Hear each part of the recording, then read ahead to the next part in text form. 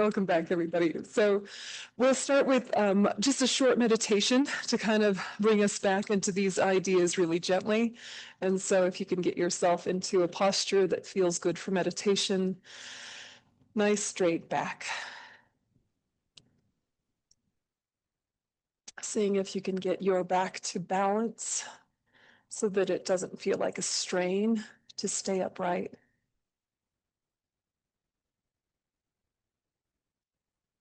Trying not to rely on the back of the chair unless you need to.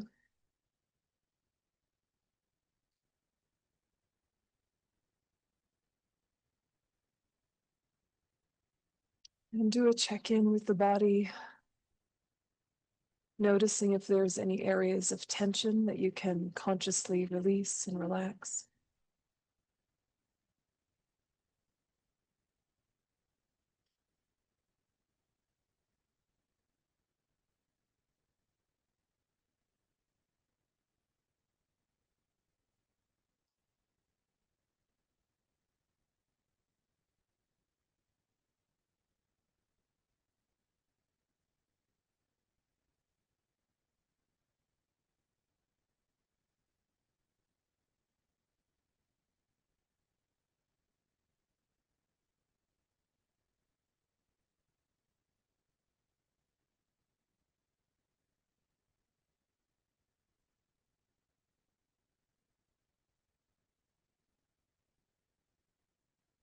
And shift your focus to one simple focal object. It could be the breath, or it could be an image of light in the space in front, whichever feels more comfortable.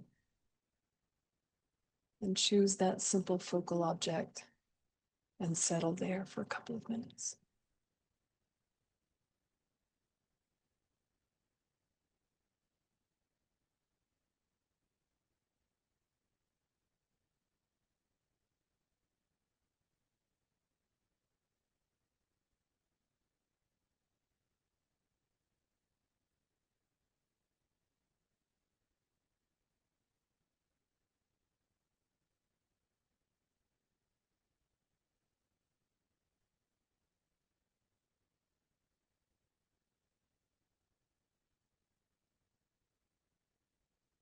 Different thoughts might arise, different sensory experiences.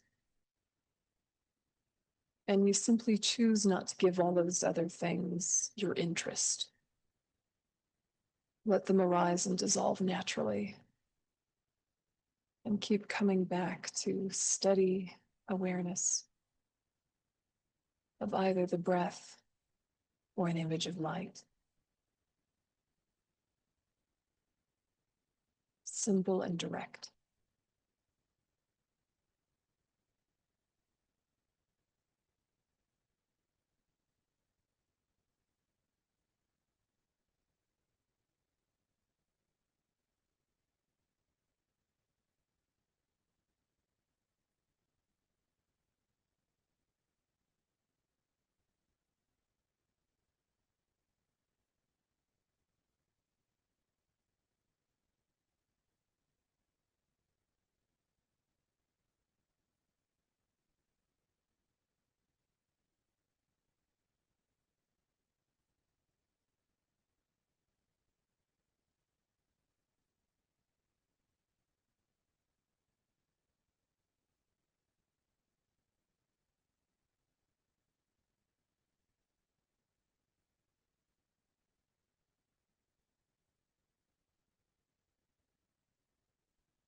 And then very gently and very spaciously ask yourself this question.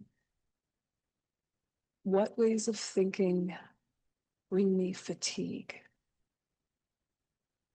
And not the regular fatigue of just processing information and ideas, but the dangerous fatigue, which is approaching burnout, depletion, despondency, depression. What sort of thoughts lead to that very desperate fatigue? The depleting fatigue.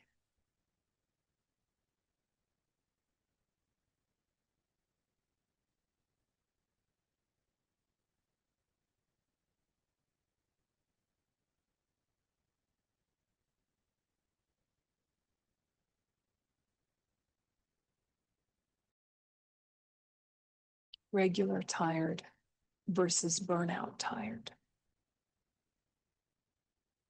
Can I point to certain patterns of thought that lead me to the dangerous one?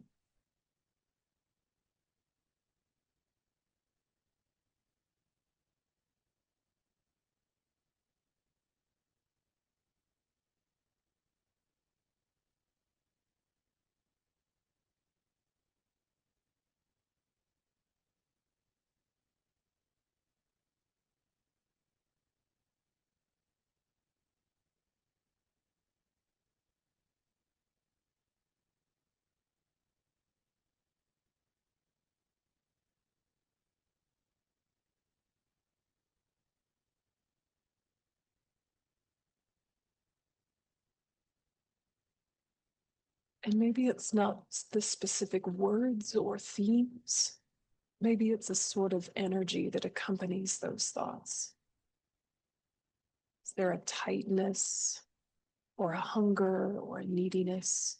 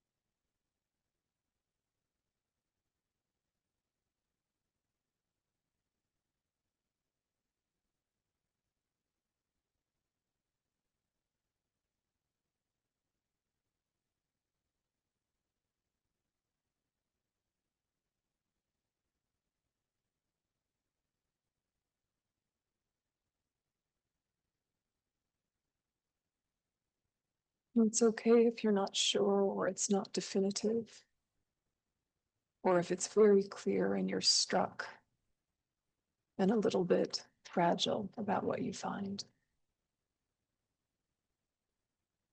Just keep that open curiosity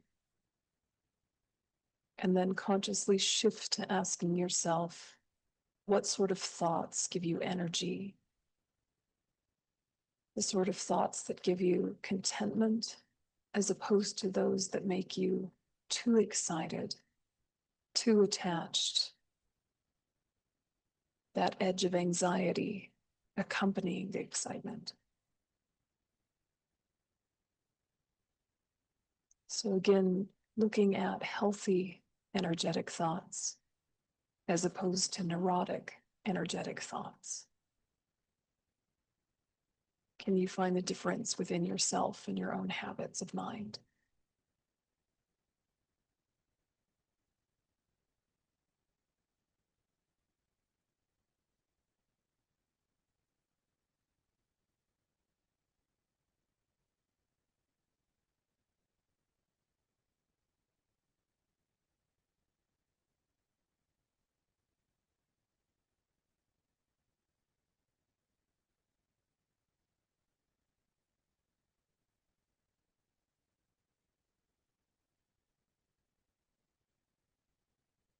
Maybe it's specific topics and themes. Maybe it's a more energetic quality. Just try and notice when you're energized in a sustainable way, as opposed to when you're energized in a way that peaks and then crashes.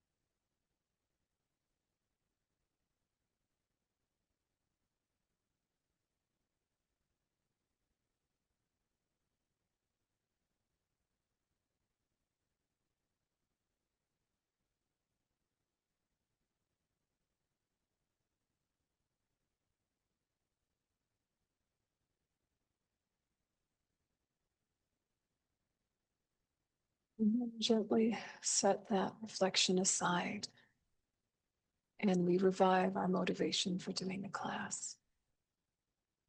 Sangye chodon sogi chonam lai jan chu padu dani kapsu chi dagi chonyangi pe sonam ki rola penjia sangye drupa sho sangye ya chodon sogi chonam la jan chu padu dani kapsu chi dagi chonyangi pe sonam ki rola penjia sangye drupa sho sangye chodon sogi chonam la janchu padu dani kapsu chi dagi chanyangi pe sonam ki rola penjia sangye drupa sho.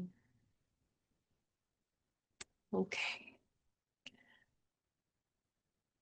So looking at different types of fatigue, looking at different types of energy.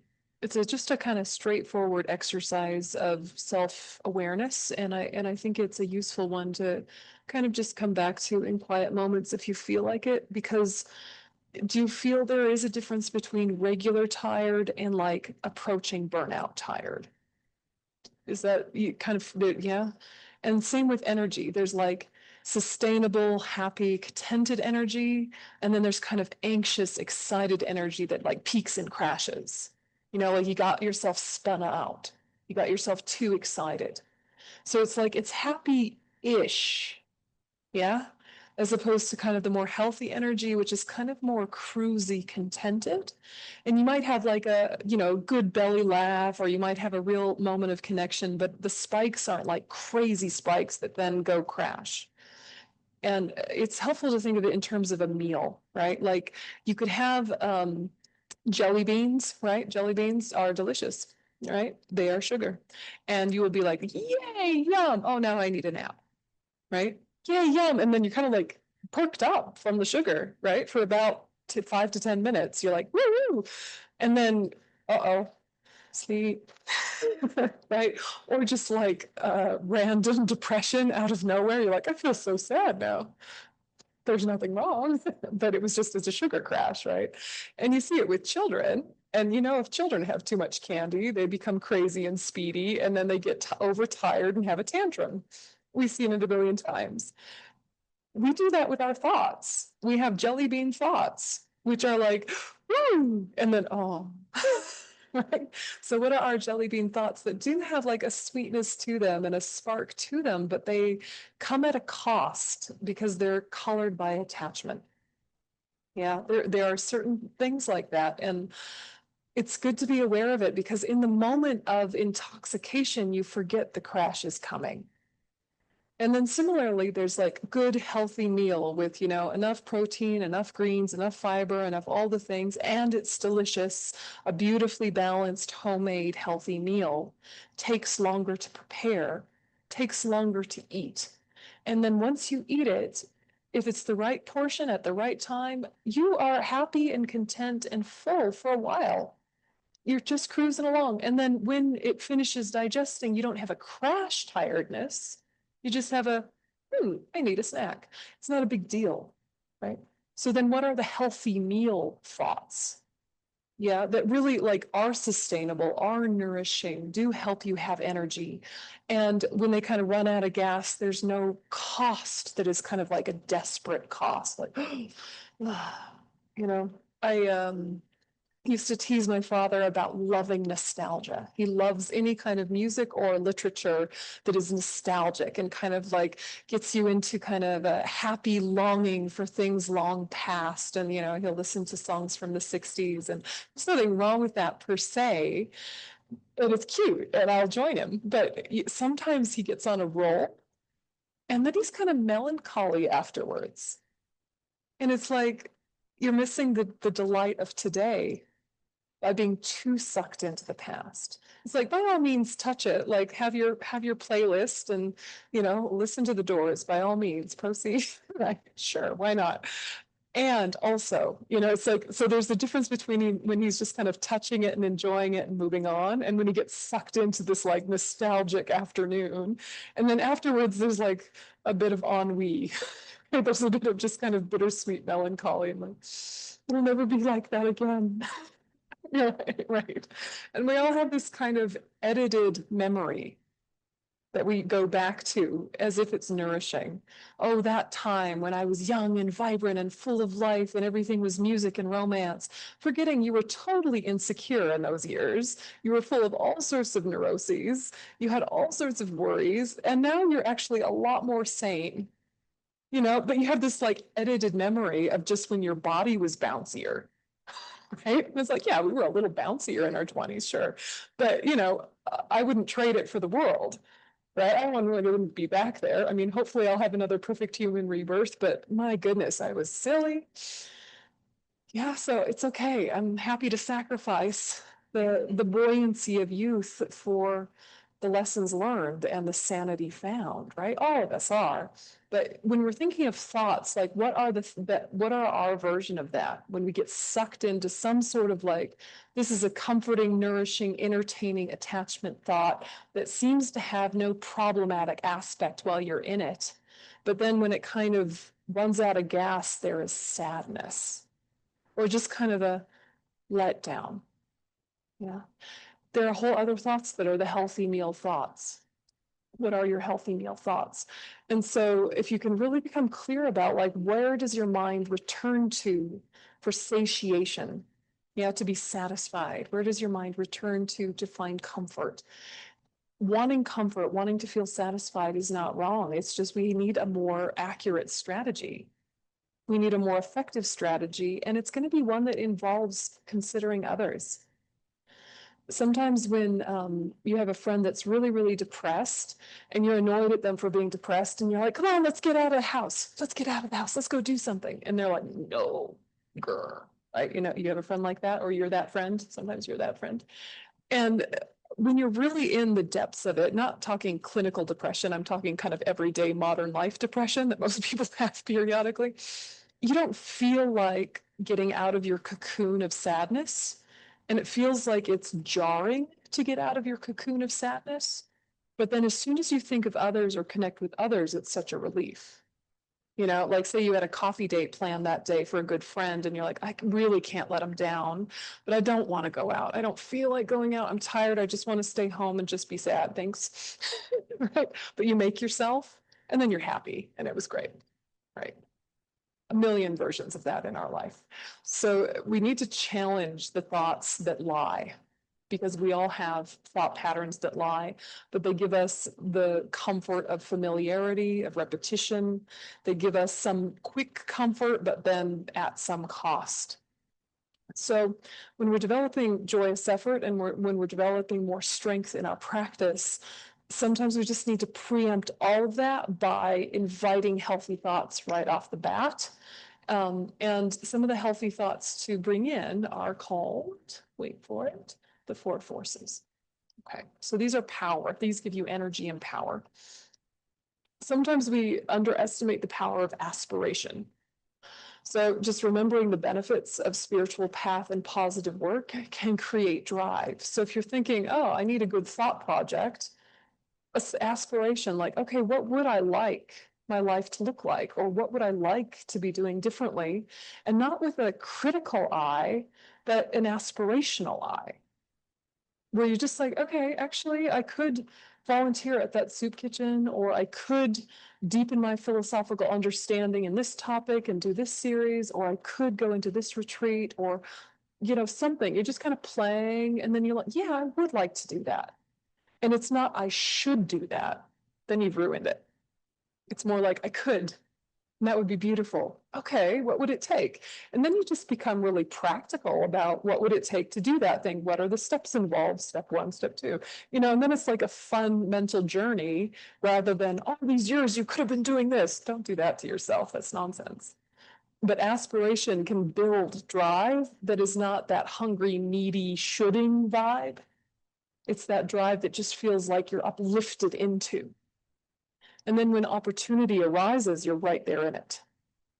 there was a long period of time where the Tibetan Lamas, the really magic, beautiful ones, like His Holiness the Dalai Lama, were traveling a lot, and they were really accessible, and they were giving very deep teachings all over the world. And it was just this magical time, kind of in the late 90s, early aughts. It was really quite easy to get amazing teachings from the most amazing teachers, and you didn't have to do much. You just hang out at a Dharma center long enough, they'd show up. And then it changed, right? It changed, and it was like, where did they go? And then there was COVID, and then where did they go? And then they're all getting old, and then where do they go? And now, okay, yeah, I could see His Holiness the Dalai Lama live in person, but I have to get to India. That's a bit of a mission, and the water is not so good. I'm gonna have to be prepared. It's a mission, right? And it's interesting to kind of see how when you can't take something for granted, the way its value kind of comes back to you, and you think, actually, that was beautiful. And and so I've been thinking, oh, I would like to have those old teachings from those amazing lamas. I miss that. That was so beautiful. I love that. And rather than letting that get me depressed, I've been kind of trying to accumulate a list of questions for when it happens again. Yeah, and then just in my little savings account, also gradually just putting some funds away. If someday I can get back to India, that would be wonderful. Who knows? It might take years to save enough, but it's like part of aspiration practice.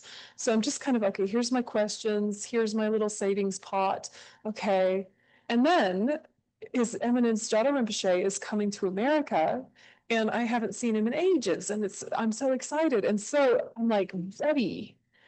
Yeah, and I'm able to put so many things aside that would have once distracted me, because I've been living in aspiration of, I cannot take it for granted that these lamas will just keep coming to where I am and teaching these most amazing things.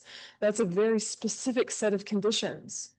It takes a lot of merit, it takes a lot of organization, it takes a lot of things for this to happen. This time, I'm not going to take it for granted. I'm going to lean in. I'm going to make sure I get enough sleep. I'm going to make sure I eat properly. I'm going to not overwhelm myself beforehand and burn myself out. I'm going to make the most of this. And it's not like I've never met him, but actually not taking it for granted and having these kind of years of aspiration is bringing life force, is bringing joy. So really thinking, like, what is our form of aspiration that doesn't have pressure and shoulding, but has that uplifting of, okay, when things come together, I'm ready. And it's like joyful ready. So that's one of the supports for joyous effort, is just actively cultivating aspiration that's not kind of said, oh, I wish that would happen. Like, you also want to be like planning a little, right? Not passive. The second one is the one I want to drill into the most, because I think it's really interesting, and it's called the power of steadfastness, or the power of firmness. And this is where positive pride or confidence is discussed in Tibetan Buddhism. Normally, pride is talked about as afflictive, as being really, really negative, because it's looking down on others, and then it prevents your learning and it makes you obnoxious to live with. Right? We don't like pride. But there's positive pride, right? There's confidence, and it's something that we haven't really understood probably in our adult life, of how to have confidence that is not arrogant, how to have pride that is not problematic. So it's this idea of never turning back from working for the welfare of others, recalling their need, your current ability, and even more so, your potential. So instead of identifying with what you have done and what you're good at, you're identifying with your potential to learn new things, which is the same for everyone else. Everyone can learn new things. So you're identifying as your potential, particularly your Buddha potential. Pride is like, here's my resume of cool things I've done. Everybody better know, understand, and respect me for it magically, even though we're new to each other.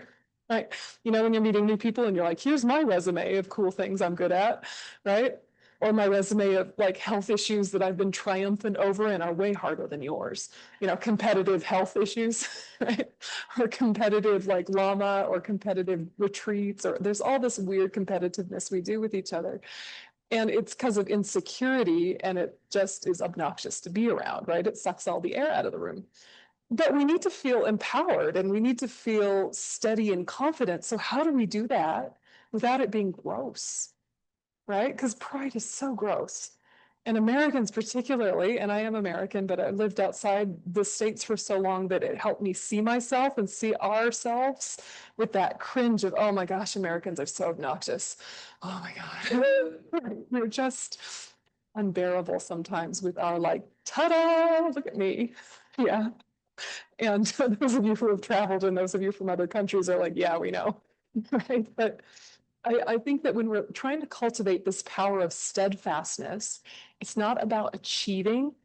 It's not about what you've done. It's about really having that strength of mind that says, I have found what is good and useful, and I can gradually get better at it because I've gradually gotten better at any number of things that I don't need to really tell people about. And everyone else could do the same if they have the same conditions. So it's bringing in this awareness of dependent arising that understands the people I look up to are not magically different, and the people I look down on are not fundamentally different. I need to stop doing that. I need to start celebrating qualities that I can live up to and having compassion for those who haven't had access to the tools to cultivate them.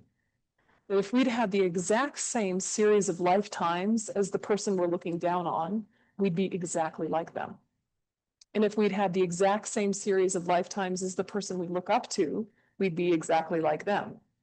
The difference is not some fundamental core intrinsic me. That's nonsense. The difference is what we've been exposed to and interacted with and how many conditions we've had to really start overcoming our ignorance and developing our qualities. So we just feel fortunate that we've wound up with some tools to develop. We don't feel over-identified with them, right? So confidence is like acknowledging your skill set without thinking your skill set is you. I'm good at this, this, and this. I can say that, but I know that I'm good at this, this, and this because I learned it, not because it's a magical intrinsic characteristic. And then I'm bad at this, this, and this. I'm no good at it, and I'm no good at that, and I'm no good at that. That's just an objective assessment. It's not a character flaw, right? It's not some fundamental deficiency in me. It's that those tools haven't been cultivated. If I cultivated them, I'd be good at them. And the same is true of everyone. And so you're really freeing up this over-identification with what you're good at and what you're not good at. Stop thinking of them as those are so me. That's such a me thing, right? It's like, no, that's a habitual thing, right? It's useful or it isn't. This can develop real confidence and then real strategicness in like what to develop and what not to. And it also means that when you're good at something, it has a built-in collaborative aspect that is happy to bring other people into it and doesn't have to be the shiny one that does the thing. You know, like if you're a great cook, you know someone helped you learn how to be a great cook. And you practice being a great cook. And you're around other great cooks in your life. And then when you're cooking beautifully and someone else says, I want to cook something, you don't get territorial. Like, no, that's me. I'm the one that does that.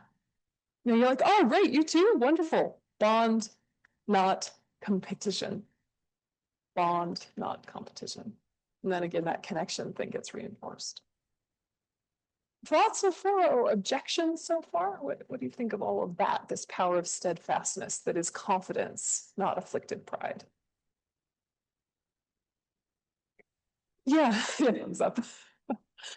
Can you feel a difference in yourself, or do they feel it's hard to differentiate what is confidence and what is pride? You feel within yourself clear enough? Certainly easy to see in others, right? But you see it in yourself.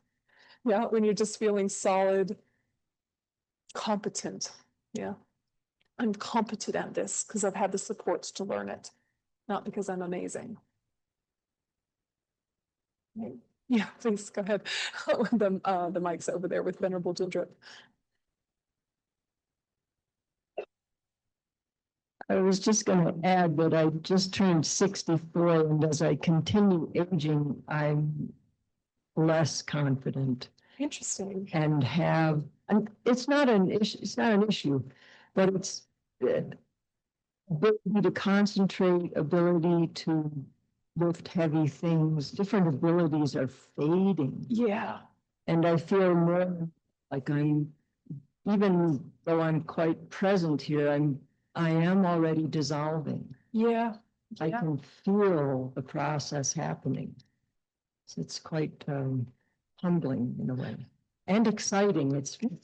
There are moments where I can just sit and let all the atoms dissolve, and it's like, whoa. So it's But it feels like it's a shift of gears that you're, because it's like once stability and confidence were based on these kind of tangible things, and now it's moving to less tangible things and much more internal things, which actually have been the more reliable things the whole time. It's just we get distracted when our body is strong and when our brain is sharp. But always it's been about the internal resiliency that's been the real place of refuge. So in a way, it's like, thank goodness you're shedding the skin of over-identification with the physical, but it is so scary. It is so scary. I mean, if you've ever had like a chronic illness or like a big health scare of some kind, it's so confronting because the things you thought were reliable suddenly aren't. And you notice that people who have been really physically healthy their whole life, their first big illness is scary, as opposed to people that have like had health issues their whole life and peaks and valleys and stuff. Then they have the like aging process and they're like, yeah, it's another one, what to do, because they've built the skill in dealing with the difference between the body and the mind. And in a way, if you've struggled your whole life, you're just somewhat of an advantage when you start to age really significantly. But I really do feel for people that were healthy until they were old, and now they're old and all are like, oh crap, right?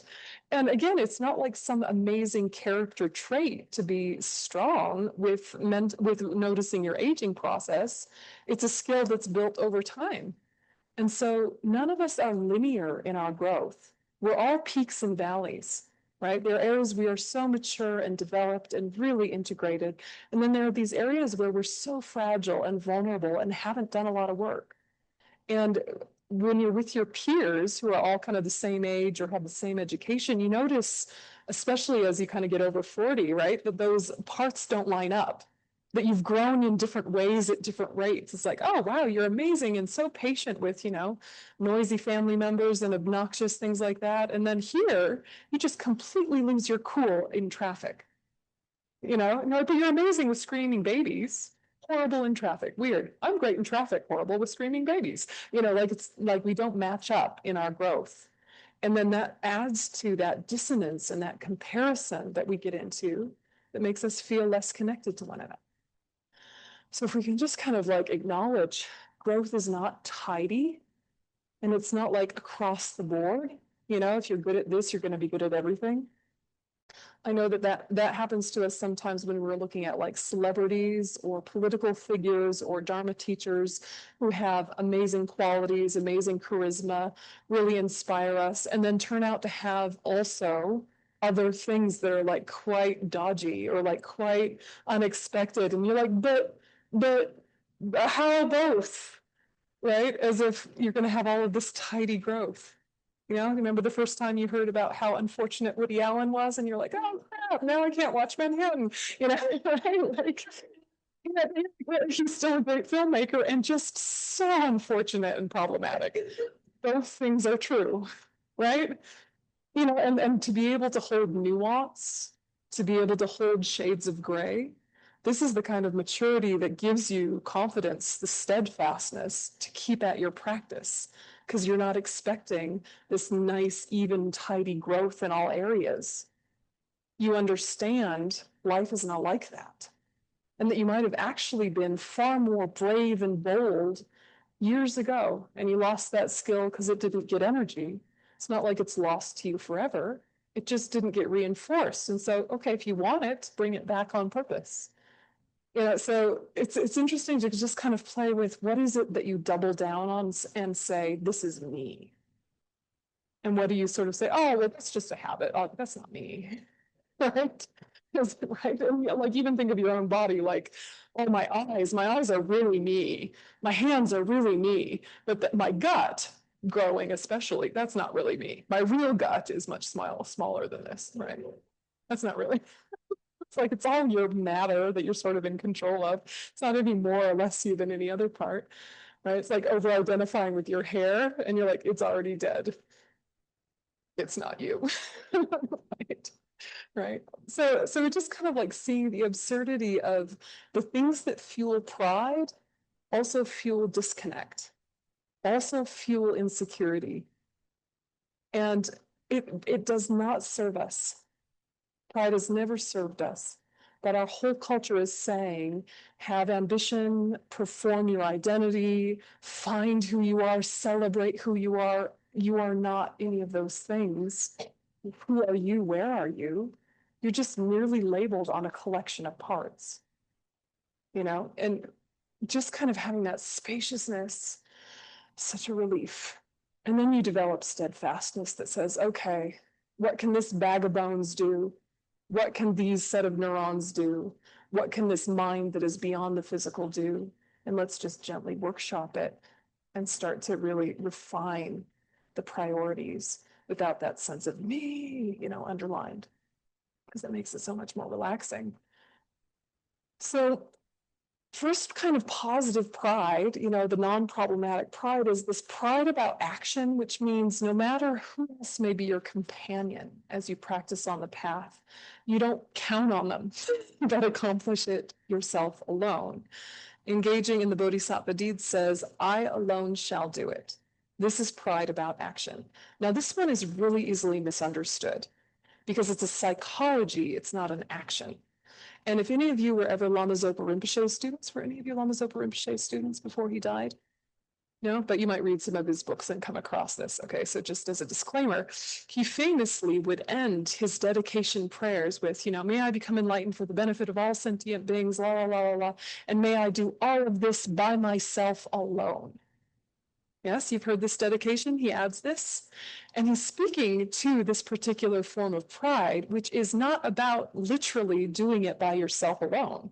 You can't do anything alone. No one has done anything alone ever. There is no such thing as alone. There's infinite interdependence. Why think that then? Why think by myself alone? And it's because of the energy it opens up. Okay, so imagine that you want all of your friends to go on a new hike that you found. Yeah, you've been on this new hike. It's so beautiful, amazing vistas, perfect desert. You want all of your friends to go. And so you're like, you guys, we should all go. You guys, we should all go. And I'm only going to go if you guys go. I'm only going to go if you guys go. It creates kind of like a neediness and an obligation and a kind of energy around it that stifles energy. Yeah, it creates something weird. But if you say, I'm going to go on this hike on Saturday, I'm going to leave at 12, I'm going to park here, I'm going to go. Do you guys want to come? If you want to come, you're very welcome. I'm going to go at 12. Often they'll be like, yeah, that sounds great. And they'll come. Pressure's off. The pressure's off. Do you feel the difference? So you're saying by myself alone, you wind up with friends. If you say, I'll only do it if there's friends, your friends are like, that's too much pressure. They run away. So saying I'm going to become enlightened by myself alone means you're not looking in this dependent, needy way of, I can only do this if I have backup. I can only do this if I have support. I can only do this if. You're saying, no, well, what can I do reasonably with my merely labeled independence? I'm going to do that, come what may, whether there's support or not. And that what winds up happening is that people want to join you, and people want to support you, and people are inspired by you. But you have to do it in a non-performative way. It has to be really clean.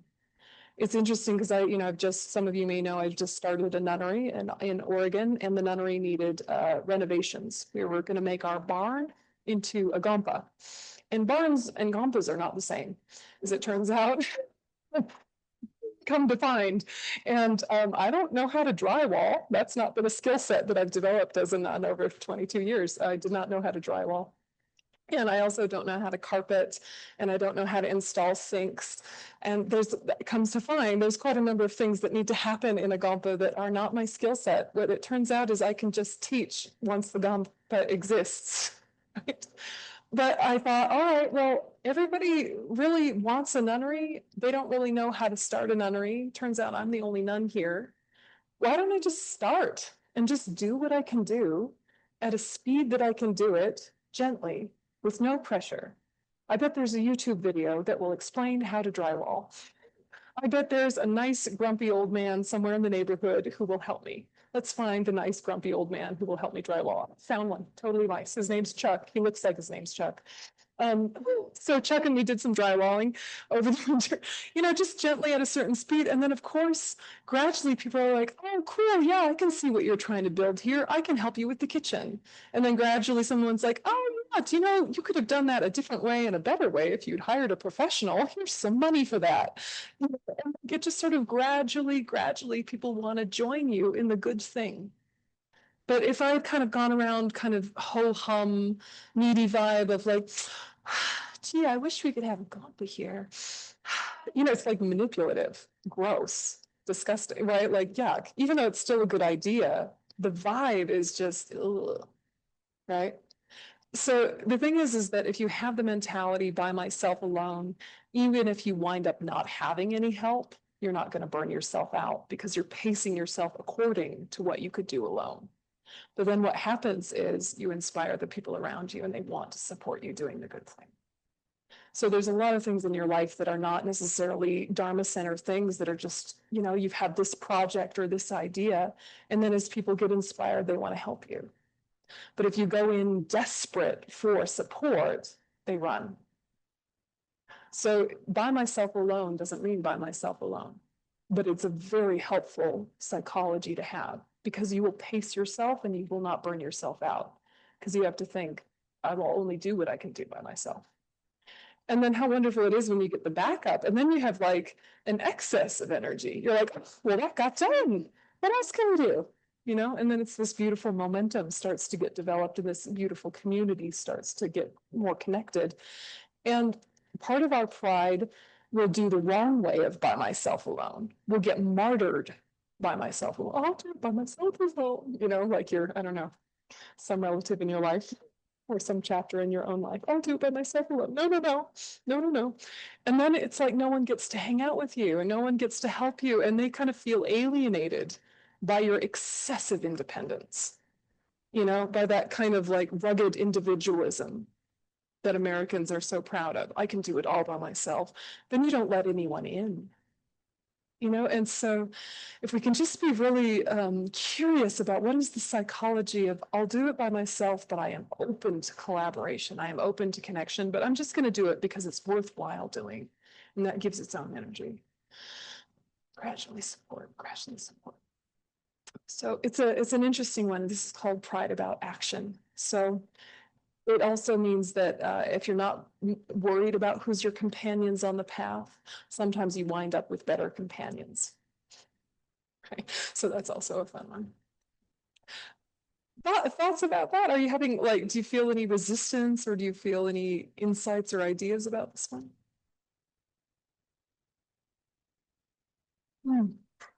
Please, where's the mic? That's right. It's right in front of you. So proceed. Carrier. Nice. This is exactly where I've been stuck. Thank you. Excellent. Thanks, Shanti Deva. Yeah. Look, it's just an interesting thing to start exploring in your own practice. And then, there's these other ones like pride about ability, which is without conceit, without contempt, without arrogance. You really think, I can though. I can do this. So you think you're going to accomplish your own and others' welfare in a non-savior complex way, thinking, since living beings are under the power of afflictions, they are unable to achieve even their own welfare, much less the welfare of others. I am able to accomplish the welfare of both myself and others. And you can add that to that as if by chance, as if miraculously, I have some kind of mental freedom to be able to really cultivate how to retrain my mind and how to express that in a way that is skillful for others. It could end in a minute. I could have a brain aneurysm, I could get hit by a car, I could have a stroke, and all of that could end.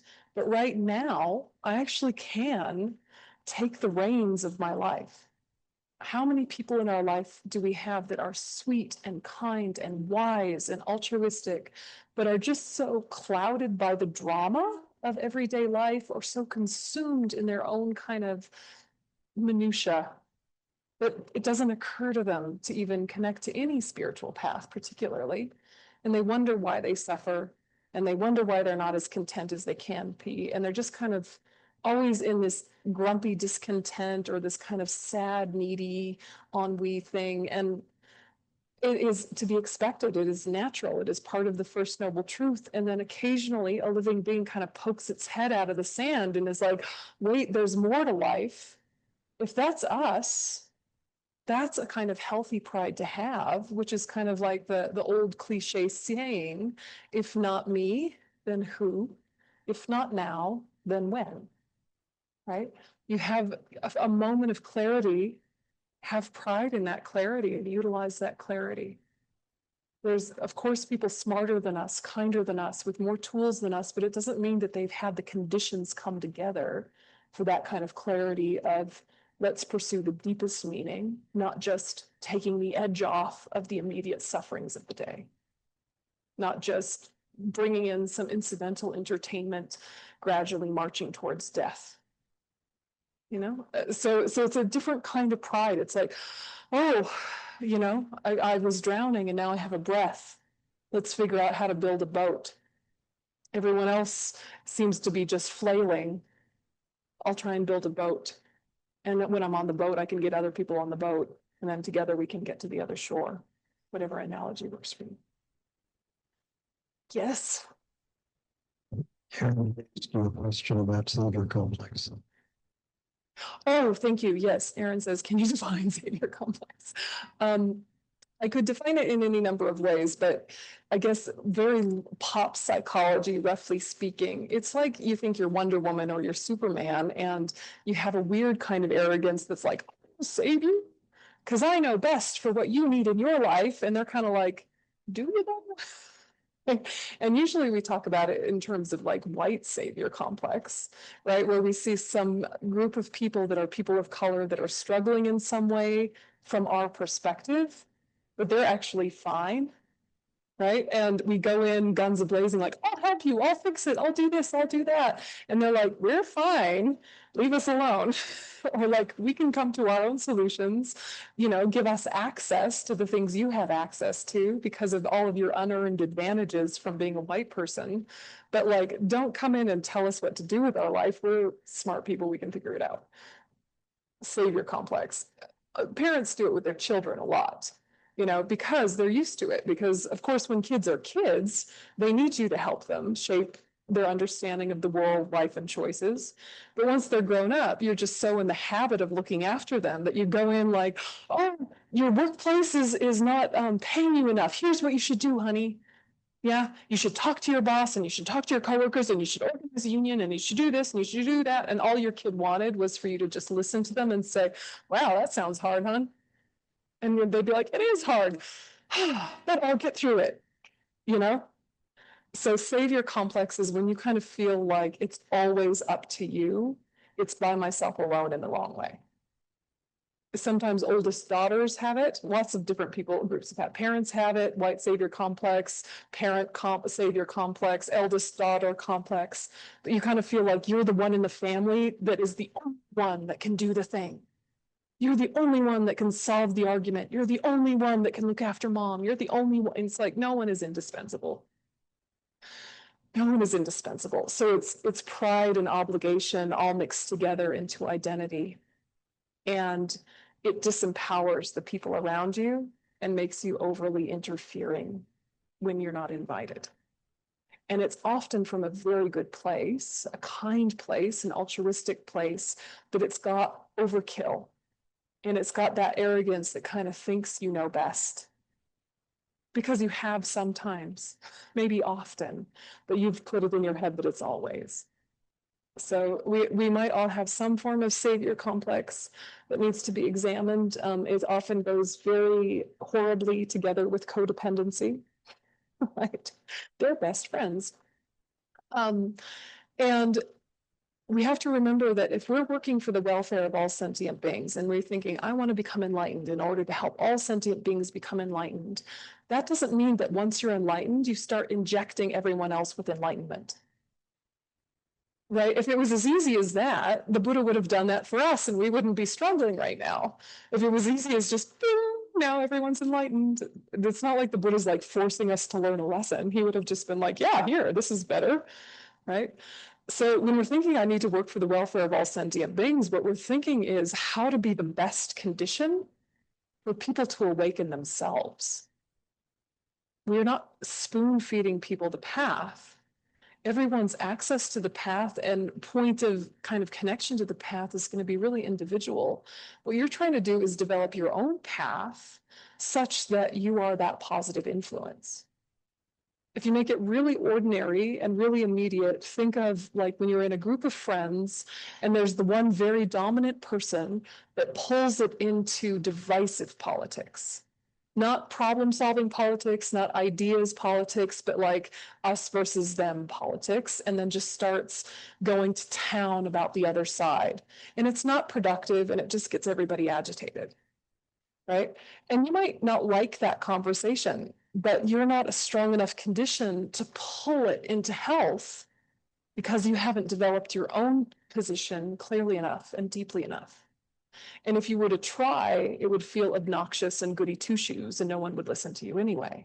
Do you know this one? But similarly, the more you work on your own clarity and your own depth of connection to your core values, the more when you're in a group of people, just by you being there, the conversation elevates. Just by you being there, people stop talking nonsense, right? You become the positive influence. So you're not telling them, talk about good things, talk about productive things. You're not telling them in a goody two shoes way. It's just who you are invites the best out of them. So think of Buddhahood as being like a gigantic form of that, of just who you are brings out the best in people. Do you feel it like, because we all have mentors and people in our life who, you know, everyone is happier when they're around, or everyone is more connected when they're around. But those people who are more connected and happy had that quality and that potential within them to begin with. They just needed a support. If they had that, didn't have that quality at all, the Buddha himself could be in front of them and it would make no difference. Right? It has to be the meeting of minds. So what we're doing in working towards enlightenment is making ourselves a more and more powerful condition to help others do the same. And so savior complex is kind of saying, just do exactly what I tell you. It'll be all better then. And it's like, we don't have clairvoyance. We don't know if our process is going to work for someone else. Yeah. And it's kind of obnoxious to force feed someone that. Yeah. And like, think of your own experience of learning. Like, do you love being proselytized at and being missionaried at and being given unsolicited advice? Do you like it when people are like, here's some things you should know? And you're like, thanks, I'm good. Yeah. You know, I mean, when do you actually listen to advice? It's when you're open to it and asking for it, right? The same is true of other people. So you go in with your best wisdom, it just bounces right off of them. Yeah. It has to be invited. It's not going to work. And the best way to cultivate the invitation is to be present and kind with them and wait for the ask. It's why in Buddhism, we don't teach unless we're requested, right? We don't go around being like, have you heard about the Buddha, our Lord and Savior? We're not going door to door being like, can I tell you about suffering and its causes? No, right? Like we have to be invited. And that means you're like, for the conversation, right? Like if I came to your house and came with my PowerPoints, you'd be like, thanks, Yönten, but we're having dinner right now. So, right, it would feel invasive and intrusive and obnoxious, me with my PowerPoint coming to your house. But you coming here saying, I would like to have this conversation, right? And so then we're up for it. Okay, so looking at these different kinds of confidence and pride, you're bringing all your common sense and all you know about people, and then you're bringing the Dharma to it and letting them integrate. And you're thinking, yes, I want to be the savior of all mankind, but I am not the savior of all mankind. No one is. Yeah, not even the Buddha. The Buddha didn't have the copyright on wisdom. He wasn't the first or the last. If we think in those terms, we've fallen into a mistake. What he's saying is, I did these things to develop my mind. Here's how I did them. Take what's useful and relevant to you and do the same if you want to. Yeah. So the confidence that really feels, okay, I can if I try. Yeah, so savior complex is something that nice, kind Dharma students often get into because you really do want to help people not suffer so much. You really do want to help, but then it's missing skillful means, you know, so just kind of a occasional revisit of is what I'm doing actually useful? Yeah, even if it's well motivated. So then there's this pride about afflictions, and I feel like this one's really interesting because we don't talk in terms of kind of triumph over our negative states of mind because we so over identify with our negative states of mind. Like you might think of yourself as an angry person, and then if you overcome your anger today, you feel like now I am a different person. And all of that is such a trap. You're not an angry person or a patient person. There is anger and there is patience that arises in your mental continuum. Do you feel the difference? If you think I am an angry person, you're at war with yourself to change it or justify it. If you're a patient person, you're always trying to prove it or feel kind of cocky about it, right? If you think anger arises, patience arises, these are mental states that arise in a mental continuum of any sentient being. How do I cultivate the ones that are healthy? Then it's a lot more spacious. And so then you can be at war with afflictions yourself and others, and it doesn't feel like an attack on self. It doesn't feel like you're doing an act of self-harm. So pride about afflictions is called this because you have contempt for the afflictions and want to destroy them. So with contempt for the afflictions on all occasions, you think, I shall be victorious over these. They shall never defeat me.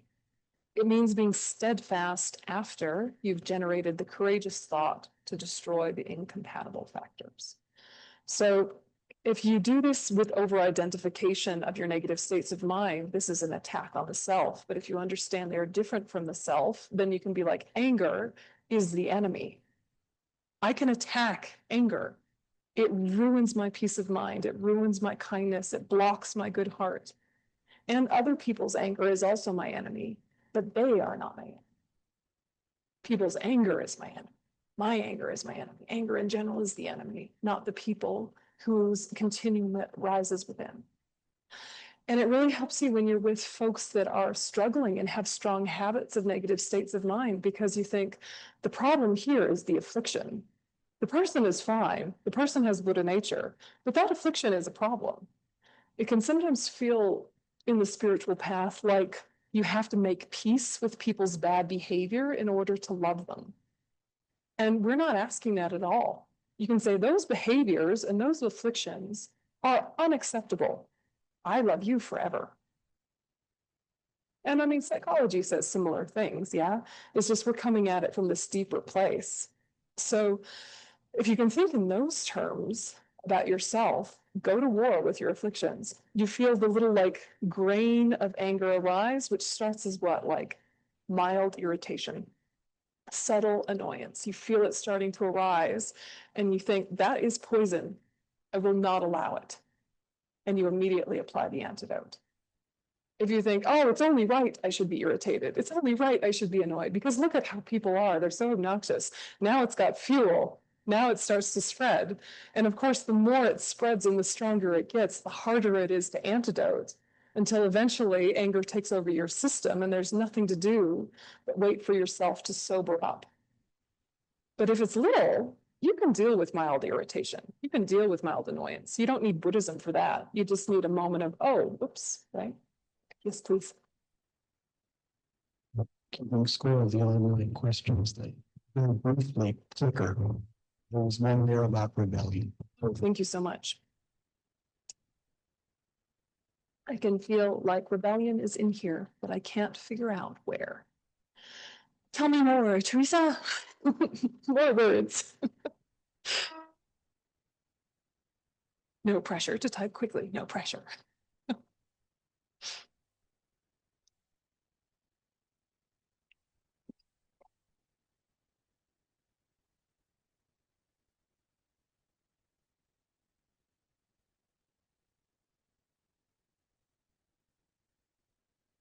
Okay, well, we'll revisit that when you think about it. But I think that when we're looking at pride over afflictions, It only works if you very clearly understand that you are not your afflictions. Do you believe that you're not your afflictions? Like philosophically, maybe not experientially, but I mean, there are certain patterns that arise in your mind, and you know, they really feel like this is me, this is a thought I have, this is true, this is all these things, and it's just a habit pattern. It's just a habit. You came by it honest, right? You came by it honest, and now it just got a head of steam. So don't punish yourself for having it, just call it. That's poison. No more of that. And it's going to take a while to overcome because habits are hard to overcome. But if you can really de-identify from both your qualities and your so-called deficits, then it's much more strategic to change. Oh, so Teresa's asking for an antidote to rebellion. An antidote to rebellion. I think, well, for you, Teresa, I think you should meditate on the object of negation. You know what that means, and you can do that in your own time. In general, I think the antidote to rebellion, I think that some of it is just pacing, and I know that sounds weird, but sometimes we push ourselves too far too fast, and then we have kind of a rebound. And again, it's that thing of your intellect goes way faster than your emotions. So you think, because I understand it, I should be able to do it. You go full steam ahead, can't quite do it, feel disappointed, backslide, etc. So some of rebellion can be addressed by just pacing yourself a lot more slowly, gently, simply. Yeah, knowing that your intellect totally understands how much more there is to do and could be done, but you're really just, today, I'm managing my tendency to ... And it's kind of your thought project for the day. Today, I'm managing my habit of dissociation in between events. Today, I'm managing my habit of getting irritable when someone talks too long. Today, I'm managing my neediness when I feel alone and unseen. Today, I'm managing the rage that comes when I feel disrespected. You know, like whatever level you feel like you can't, but you're just taking it a bite at a time. Does it, yeah? Bite at a time, so pacing. Okay, so going back, there's that power of steadfastness. Then there's this power of joy, which is kind of happy in the beginning, middle, and end of the positive activity. So the way children are when they're playing, even tiring sports, they're like joyful about it. So when you meet hardship, you have that feeling of, ooh, this is hard, I can do it. Not, ooh, this is hard, I must be failing, or I'm bad, or tightness around it. You have, okay, I was doing really good with my neighbors who always use the leaf blower, doing really good with that. Now, next level is, you know, like it's a video game. Next level is mother-in-law. Okay, she's coming over for dinner. I can do it, you know, and you're like, this is gonna be hard. She's a piece of work. Here we go. You know, and it's like, you know, and then you feel kind of happy about the hardship. Like, I don't know if anybody ever like lifted weights when you were a young person or now, but you know, when you're lifting weights that are the right pace for you and you're ready to level up, you're like, okay, this is hard, but I can do it now. You know, 6 months ago, I had 2-pound weights in my hand. Now I have 5-pound weights in my hand. It's hard, but you're like sort of delighted that you can do the harder thing. So that power of joy is that effort doesn't cancel out delight. Effort doesn't have to cancel out delight. And we've seen it already in ordinary examples, but if we can treat our practice that way, it's really going to serve us well, because sometimes when people go into retreat and they find that meditation is difficult and that their mind is not subdued, they think there's something wrong with them and that it's bad that this is hard. Isn't retreat supposed to be blissful? Isn't it supposed to be lovely? And when retreat is blissful and lovely for people, I always worry. I'm like, well, you must not be working hard. You're enjoying it too much. No. But, you know, there's like a deep contentment that comes even while it's like, wow, this is really hard. I'm confronting this really big nugget of habit in my life, and my ego does not want to let it go. But there's part of you that's like delighted to have found it. I'm like, ah, that's the nugget. That's been ruining relationships for years. That behavior, I've got you, you bugger. You know, you're happy to have found it, even though it's going to be hard to overcome. And then the third one is, or the fourth one is so beautiful because it's so basic. It's called the power of relinquishment, moderation, rest. Preventing burnout and illness by noticing when you're tired, deciding to rest before you've burned out, so that you can continue positive actions later once you've rested. So in the Losang Jinlo, there's even just this quote that says, when you're tired, rest. And you're like, surely not, surely not. No.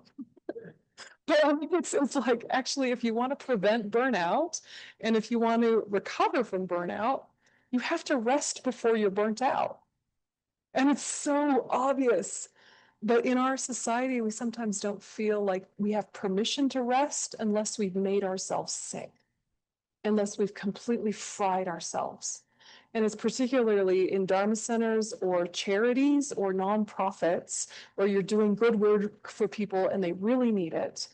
And you feel like you're a bad person if you're not frayed at the edges, if you're not like falling apart tired at the end of the day, if you're not working 60-hour weeks. It's like there is no intrinsic virtue in overworking yourself. Enlightenment's a marathon, and you want to enjoy the scenery. If you're treating it like a sprint, you're going to blow out your knees. So it's something about being very conscious of, oh, I feel a bit of tiredness coming on. All right, cup of tea. Yeah, it's so nice in Australia. They have morning tea, they have afternoon tea. It's really lovely. But, consciously pausing before you're burnt out means that you actually can go longer. There was 13 of us that got ordained together in 2003. 13 of us. 4 of us remain. Yeah. And it's the lazy ones that remained, including myself. The so-called lazy ones. So-called lazy ones. Because we tried not to bite off more than we could chew. There were some who were gung-ho, I'm going to get enlightened in one life, even more than one life, I'm going to get enlightened in 3 years. And they just burned themselves out and had an epic existential crisis and just left. Full of sadness, full of regret, full of shame. And they were so bright and shiny to begin with, way more bright and shiny than me. But the shine had a little crazy to it. And the glassy-eyed fanatic archetype is not there without reason. We do not want to be glassy-eyed fanatics. We do not want to be like, let's go, let's go, let's go. It's like, yeah, then you're going to just burn out. So we weren't really the lazy ones. We were just the kind of like deliberate ones. Yeah, we were kind of, tortoise, not hare. Yeah, moving towards enlightenment. Yep, oh, look, a sunset. And that has meant that the 4 of us have lasted 22 years, right? And it's a tricky pill to swallow because we want signs of achievement and we want signs of progress, and you have to just love the journey. And then sometimes, as if by magic, you see development has occurred. But if you're having this pushing, driving, I'm not allowed to rest until I achieve, you're just setting yourself up for resentment. So even if you don't burn out, even if you hang in there with gritted teeth and white knuckles, you've killed the joy. And then no one else is inspired by you, right? And I was thinking of the very most senior nun at Chenrezig Institute who died a few years ago, Annie Margaret. She was an old Lamia student. She was ordained for like 45 years. She's beautiful. And no one has ever heard of her. She was not a famous teacher. She was not a famous meditator. She did not write any books. And she was, I think, like totally a Buddha. Who knows, right? You can't take another person's measure.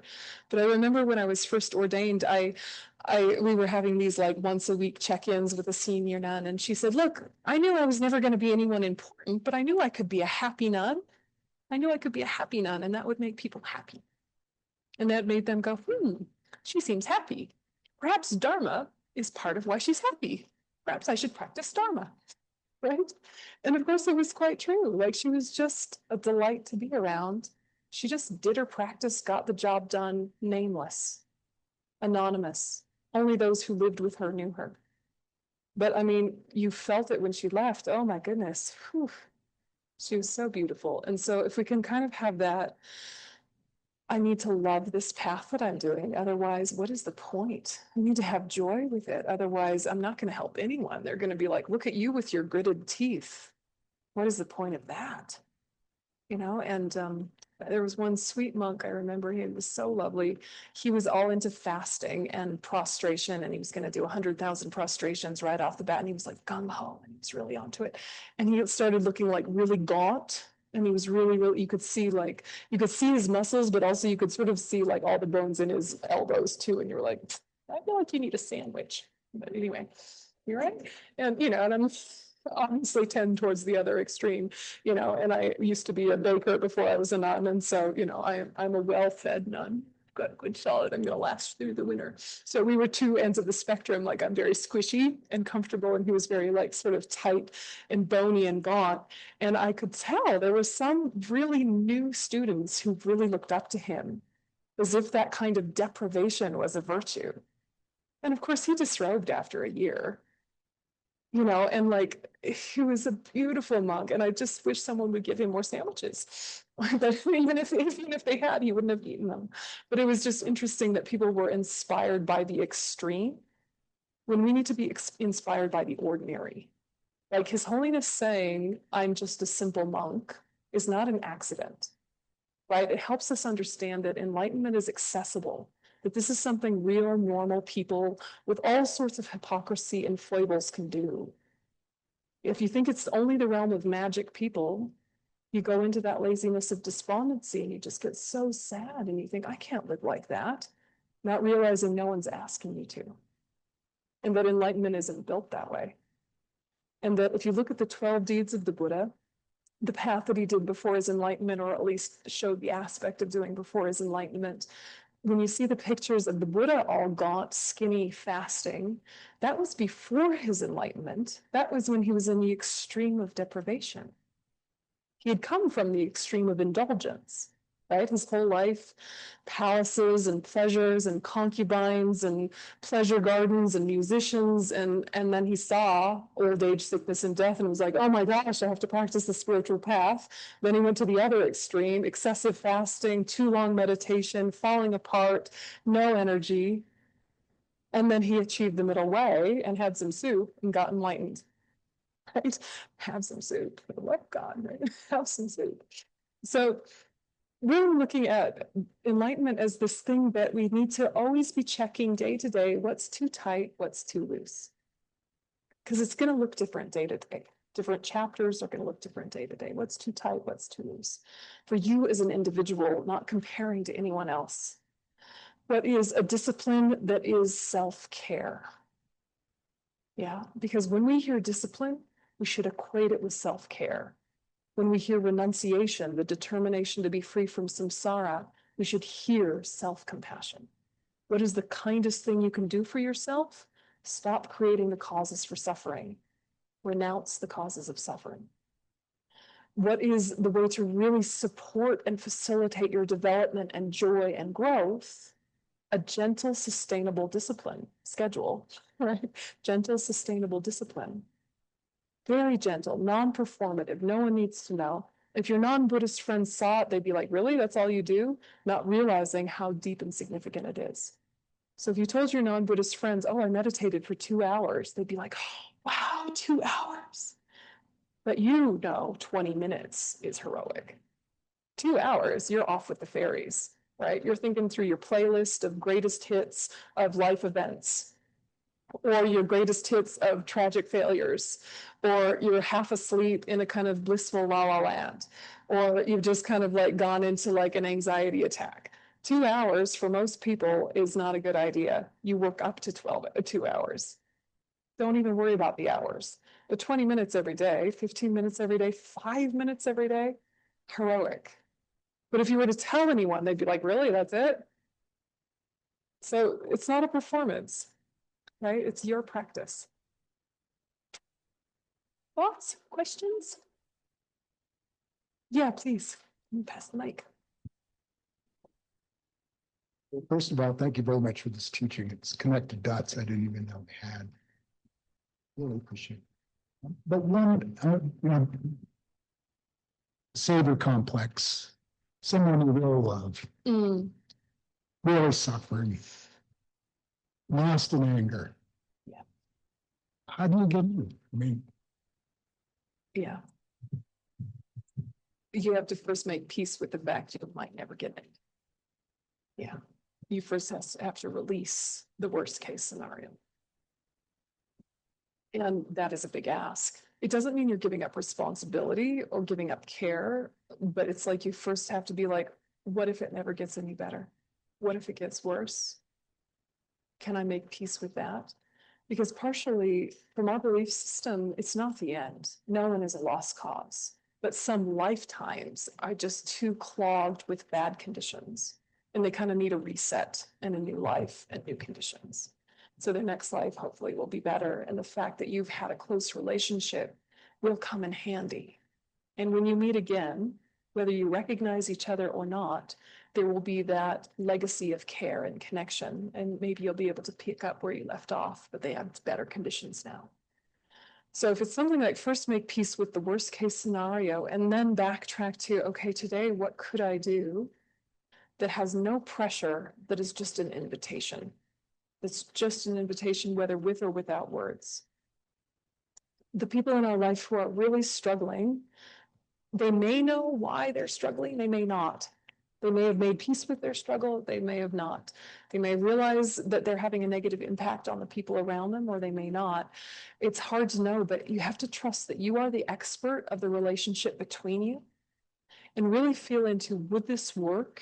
And just kind of play it out in what you know of them. You know, like it's good to ask advice sometimes, but like if you're thinking someone's got a lot of anger, what are the antidotes to anger? Patience, loving kindness, breathing meditation, meditation on emptiness, lots of antidotes to anger, but which ones would they actually hear and use? You know them, maybe none of them. But maybe the reason they're angry is because of some old story that you could explore together. Or maybe the reason they're angry is because of some old trauma that could use some support for healing. You know, so it's something about trust you're the expert of your relationship with this person. And just kind of like play out in your mind of, okay, if I tried this, knowing them as I do, would it land? I know I want it to, but would it? No, it wouldn't. Okay, this one. And something about that unconditional positive regard that is like psychology 101, therapy 101, unconditional positive regard for people is so much more healing than we realize. And then when there's an opening, you're right there with whatever is of use to them. So there's kind of two schools of thought when you're listening to someone really struggling. One is listen and speak to the potential for freedom from that suffering. One is to listen and mirror that you hear that suffering. And really all of life is like picking the one that works, and it's hard to know, and you can just pivot if you pick the wrong one. But you know, when you're really struggling and you're having a bad day, if someone says to you, oh my gosh, that sounds really hard. Sometimes you're like, yeah, it is really hard. And that's all you needed, was just someone to hear you. And some days you'd be like, yeah, it's really hard. That's what I said. What do you think I should do about it? And you're like annoyed that they're not giving you advice. Right? Similarly, someone could be like, you could say, oh, this is a really bad day. This is really hard. And they'd be like, do you know what you could do? You could do this, or you could do this, or you could do this. And you might say, oh my God, shut up. I just need you to hear me. Right? Or, oh, thank you so much. Yeah, that does help.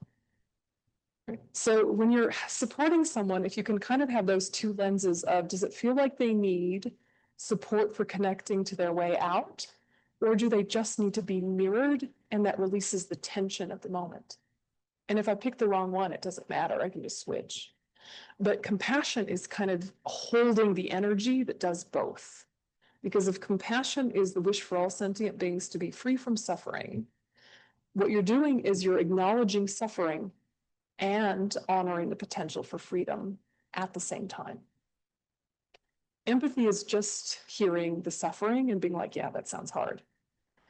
Doing the like, you have the potential to be free from suffering is like, look at the good news, look at the solutions. But if you can hold both mentally, even if you don't say anything particularly, they're going to feel so bolstered by your presence that their chance for healing is better.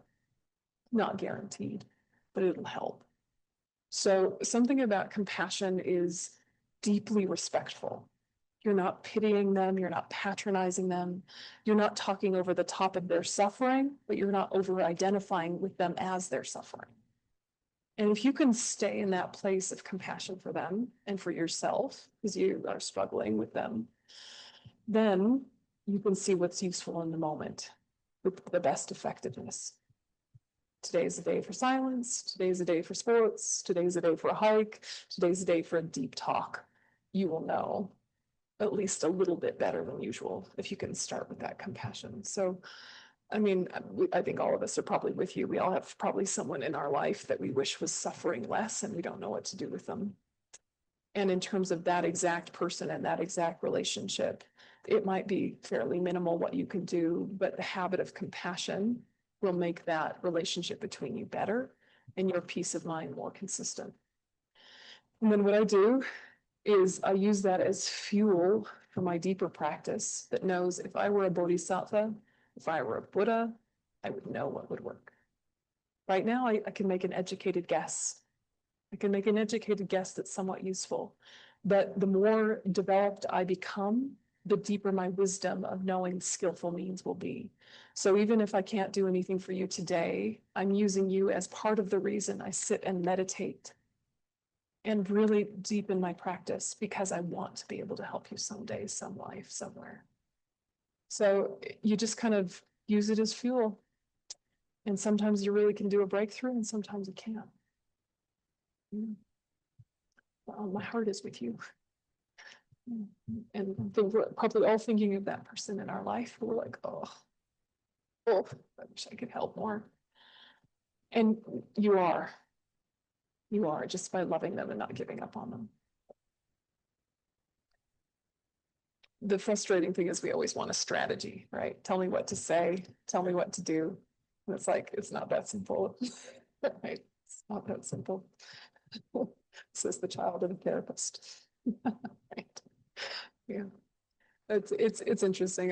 When I have been really going through rough times and went to my teacher, especially when I was very early in my Dharma path, it really only helped if I was already 90% there. I don't know if that's true for you guys or not, but when you've actually been able to take advice, use it, and get better, you were 90% there already. And that other person did the 10% gap fill. You know, you're almost there. It's too much heavy lifting to give a person 100% of their way to health because they can't process that much usually. Or if they do, it's kind of disempowering, right? It's like, oh, they did it because you said so, but they kind of feel like, oh, and I'm only better because you did that for me. And then they often backslide. Whereas if it's their own health that they've developed majority themselves with you as a support, then they feel like their health is their own. Yeah. So, you know, codependency can take over the spiritual path really easily. And it's a pitfall, just like savior complex. And really being aware of the best we can do is be an excellent condition. We cannot force or control, but we can be a great condition for people. There's thoughts, additions?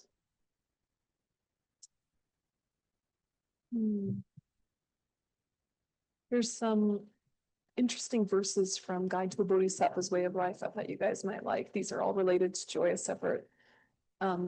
Shantideva says, having mounted the horse, or like the energy of the awakening mind, bodhicitta, that dispels all discouragement and weariness, who, when they know this mind that proceeds from joy to joy, would ever lapse into despondency?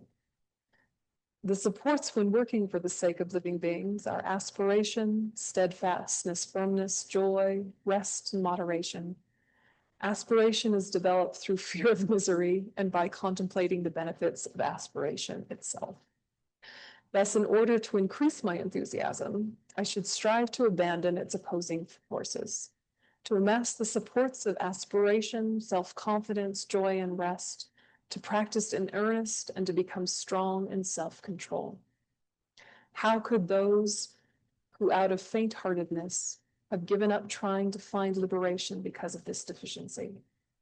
But even the greatest obstacle will find it hard to overcome with one with self-confidence who is developing exertion. Whoever has self-importance is destroyed by it.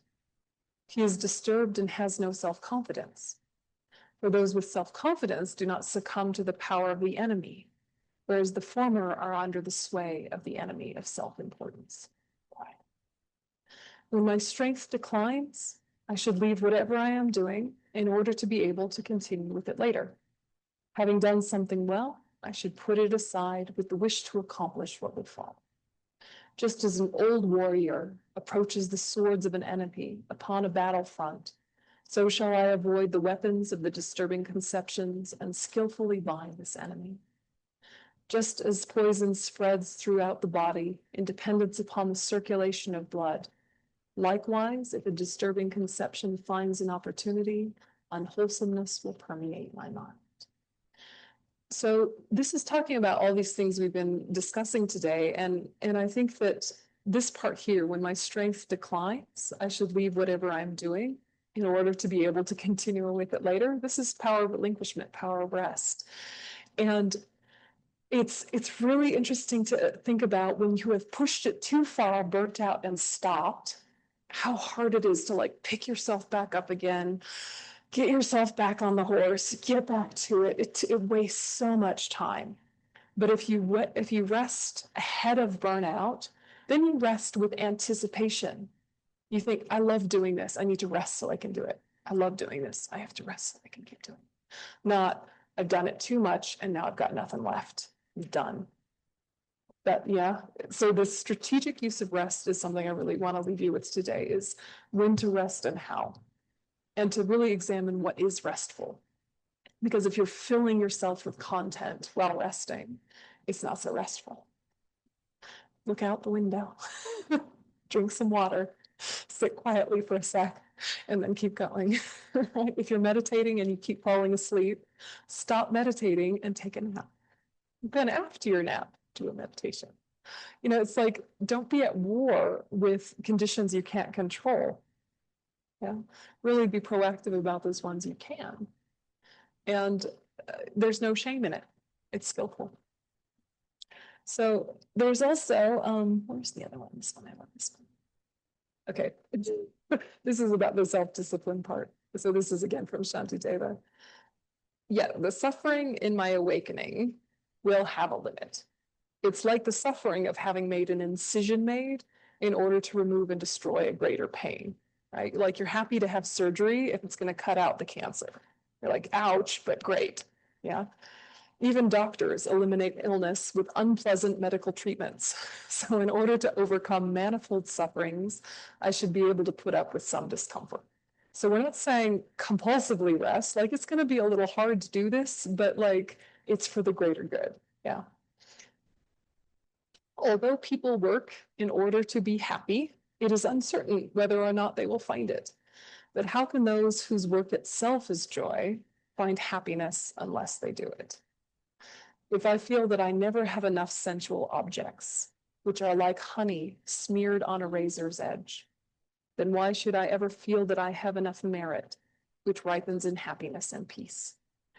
Thus, in order to complete this task, I shall venture into it, just as an elephant tormented by the midday sun plunges into a cool, refreshing.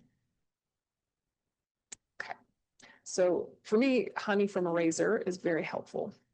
Yeah, when I'm getting caught in short-term strategies for contentment. It's like no one's saying that honey isn't sweet, but at what cost, right?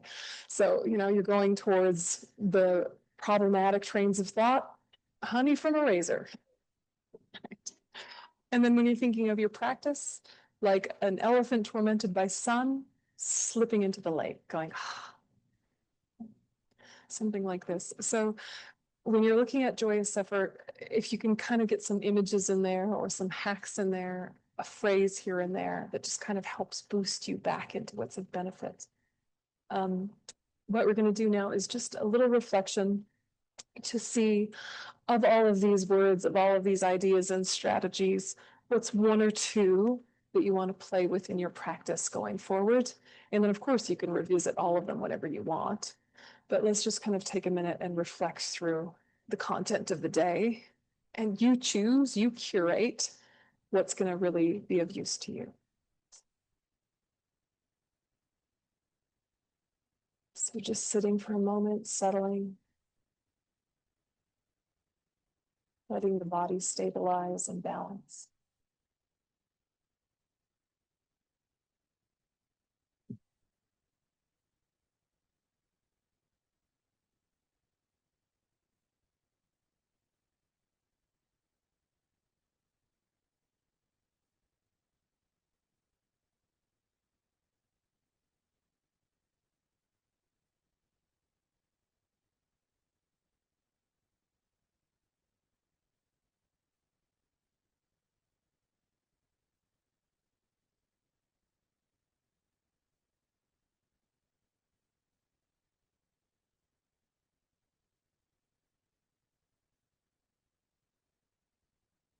And then just gently shifting from the body to settling the mind and refocusing the mind.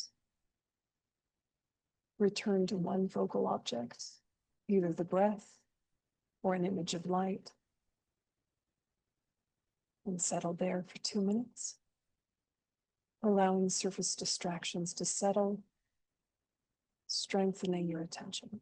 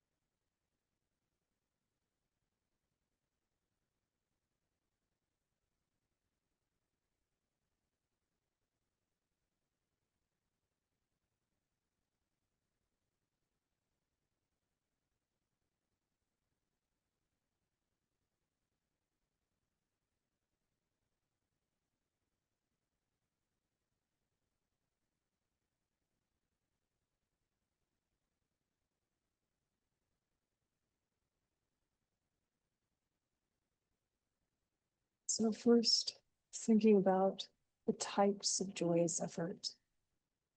Is there one that really speaks to me? There's armor-like joyous effort of acting constructively, joyous effort of benefiting sentient beings. What is a good preemptive strike? Something to bring into my practice purposefully to prevent the decline of energy and momentum.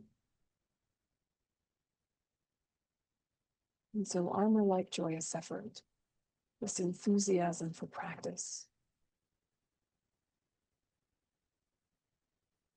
that actively seeks to block and prevent those types of laziness.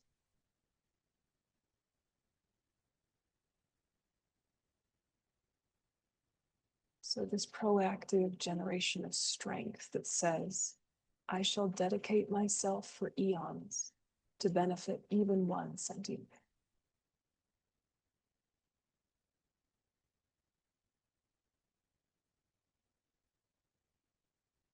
This huge, vast goal with no time pressure, with no tension, armored by your aspiration.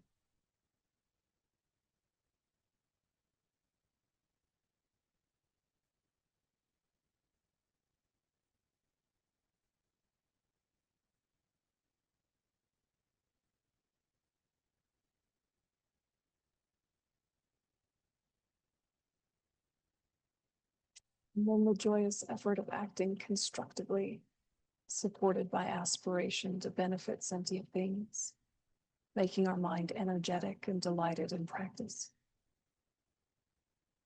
So you're asking, what is useful? What is beneficial? Curious and interested, willing to try and fail, knowing that every failure gets you closer to skillful means, strengthens your wisdom. The joyous effort that acts.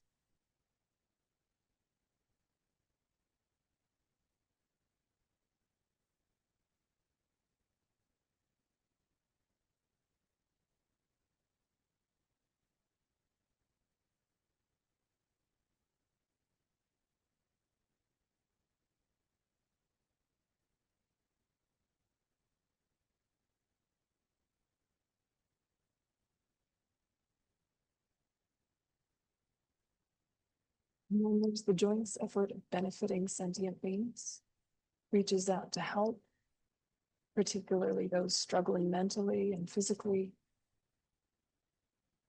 It acts in a very specialized way to address suffering in particular.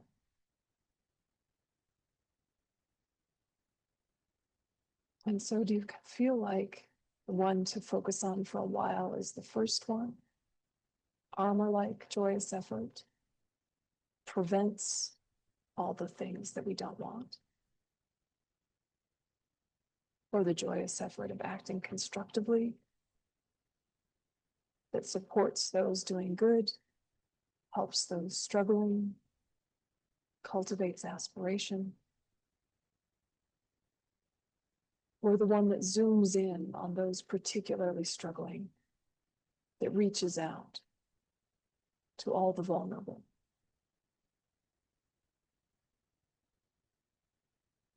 They're all good. Is there one that's pulling you today or inspiring you today?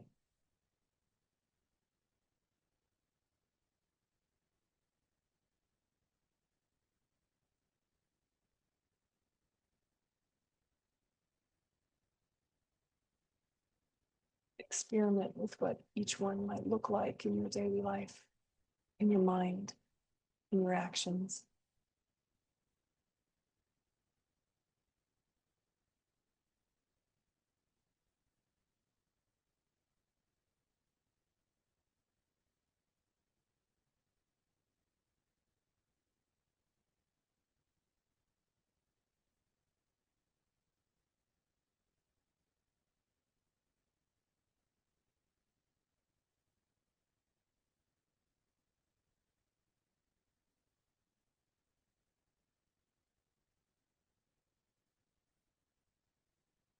Then release the list, release the specifics, and just ask yourself, what does joyous effort look like for me?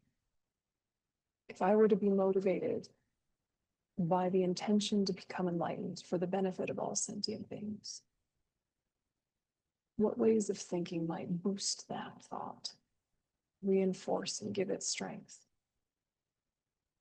Make it really personal to you.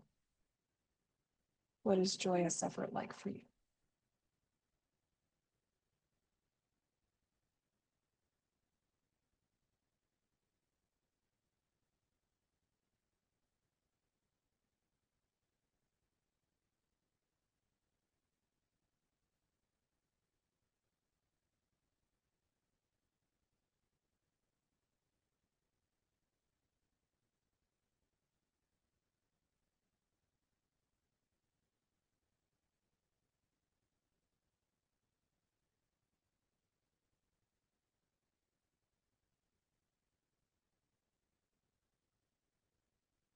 What ways of thinking give me life, vitality, energy?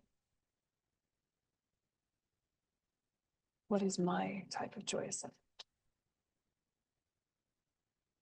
Explain it to yourself.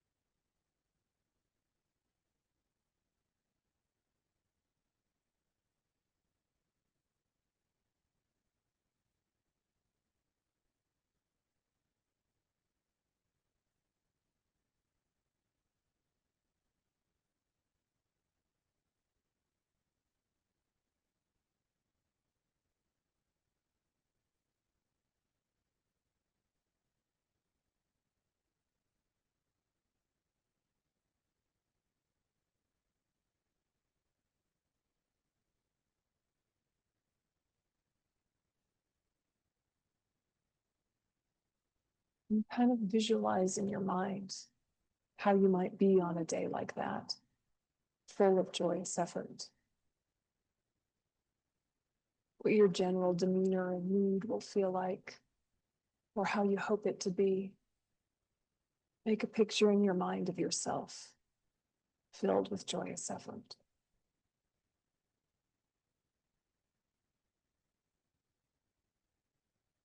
Wanting to practice.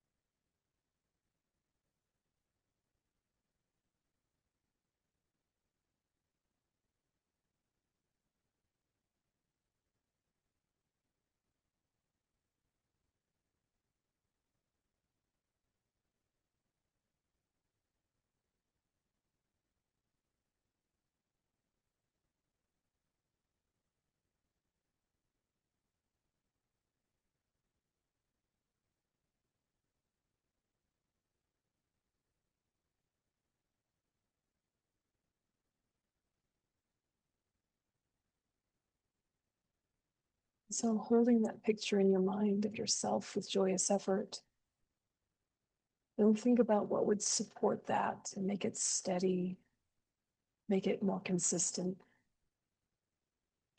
There are these supports of the power of aspiration, power of steadfastness,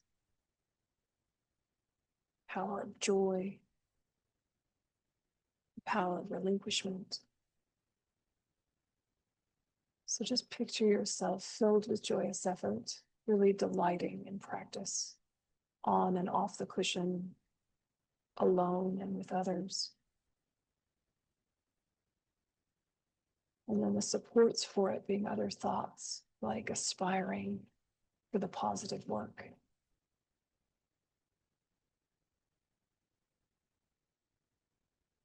And having that positive pride.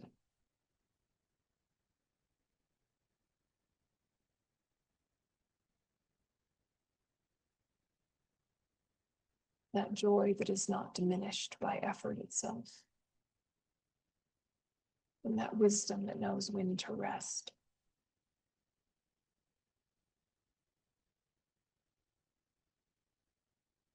What sort of things will you say to yourself? Those types of supports.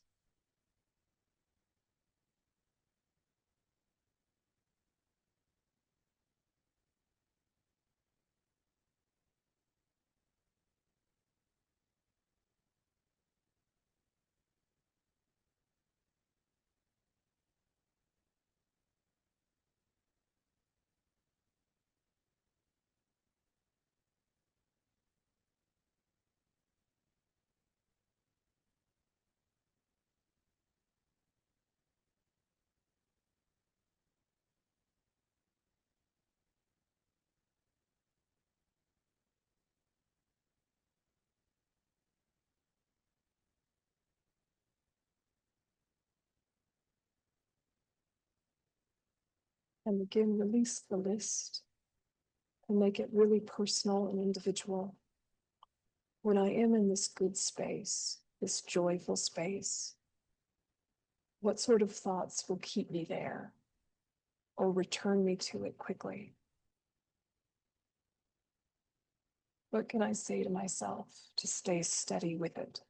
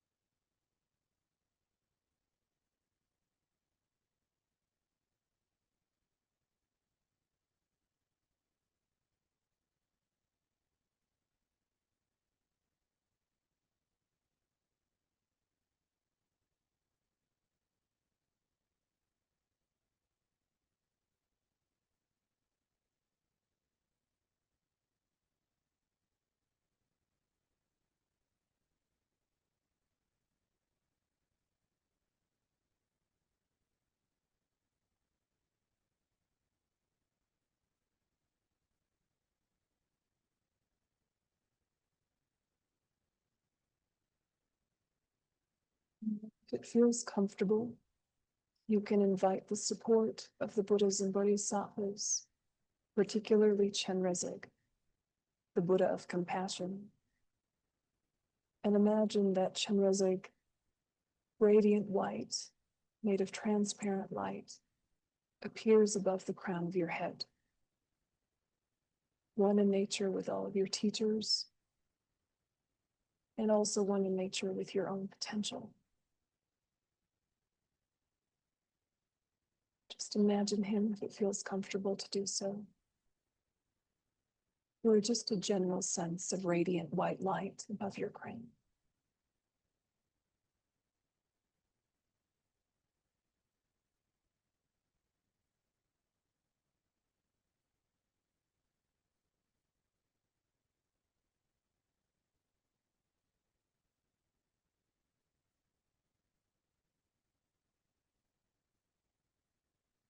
And then in your own way, ask for help. Help to have joy in your practice. Help to maintain joy and deepen joy in your practice.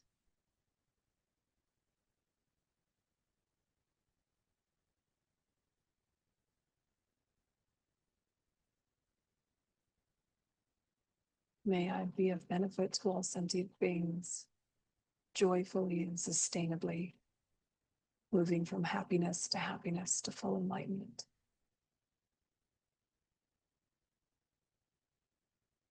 May I see the hardships as helping me build strength. May I see the joys as something to share. Whatever words to that effect feel resonant for you.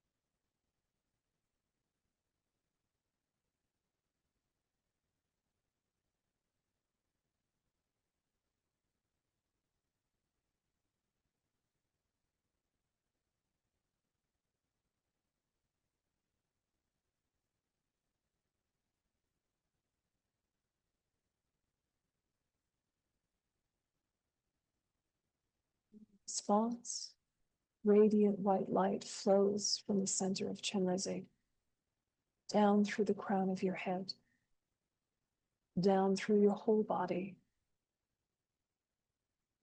purifying and soothing and settling your body, speech, and mind.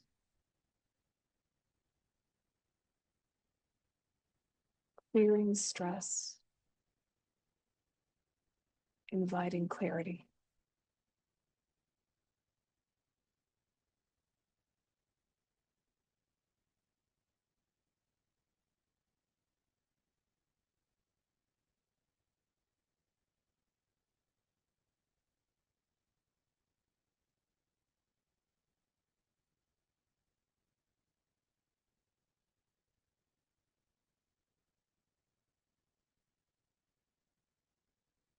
And as that light fills and purifies and inspires your mind, think that it also goes out to every single living being, soothing and empowering them as well.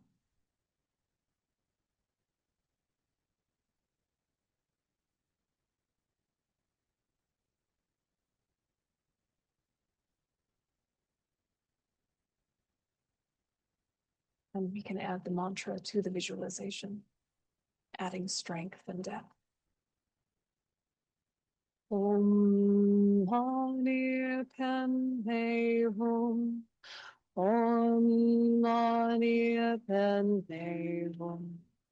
Om Mani Padme Hum. Om Mani Padme Hum. Om Mani Padme Hum. Om Mani Padme Hum. Om Mani Padme Hum. Om Mani Padme Hum. Om Mani Padme Hum. Om Mani Padme Hum. Om Mani Padme Hum. Om Mani Padme Hum. You can continue the mantra under your breath, together with the visualization. Om Mani Padme.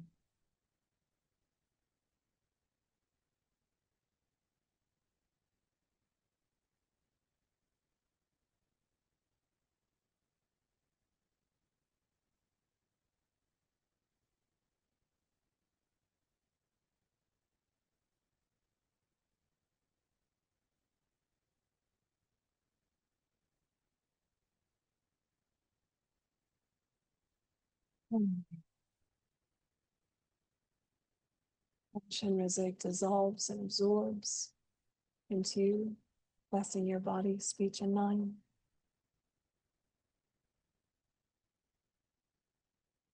And simultaneously, all that light absorbs into all sentient beings, blessing their body, speech, and mind.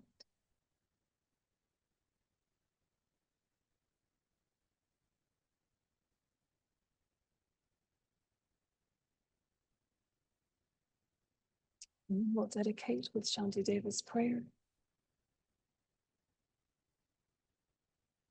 May all beings everywhere, plagued by sufferings of body and mind, obtain an ocean of happiness and joy by virtue of my merits. May no living creature suffer, commit evil, or ever fall ill. May no one be afraid or belittled with a mind weighed down by depression.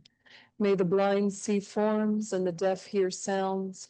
May those whose bodies are worn with toil be restored on finding repose. May the naked find clothing, the hungry find food. May the thirsty find water and delicious drinks. May the poor find wealth, those weak with sorrow find joy. May the forlorn find hope, constant happiness and prosperity. May there be timely rains and bountiful harvests. May all medicines be effective and wholesome prayers bear fruit. May all who are sick and ill quickly be freed from their ailments.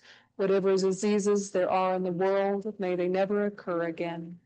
May the frightened cease to be afraid, and those bound be freed. May the powerless find power, and may people think of benefiting each other. For as long as space remains, for as long as sentient beings remain, until then may I too remain to dispel the miseries of the world. Oi gewa dian yudu dang lama sangye drugyon hei roa chingama lupa dei salagupa sho janchu semcho rinpoche ma ke panam ke gyuachi ke pan yamba me pa yang gone gondu pelwa sho Lari Rawe Goe Jinkam Dear Pendong Dewa Malu Jungwei Pei Chen Rezi Wan Tenzin Gyatso Yi Shape Site Badu Tengu Chi. Okay, thank you very much, everyone. And a nice hack when you get home is to think of one thing from the day that you really want to remember and write it down today before you lose it. And it doesn't have to be anything complicated, just one thing you want to hold on to, your own insight, some words from the text, whatever it might be. And I hope you have a beautiful rest of your day. And if you're here tomorrow, we'll be doing Heart Sutra. So thanks so much. Focus Online, thanks so much. Wonderful to see you all. And yeah, see you tomorrow or whenever.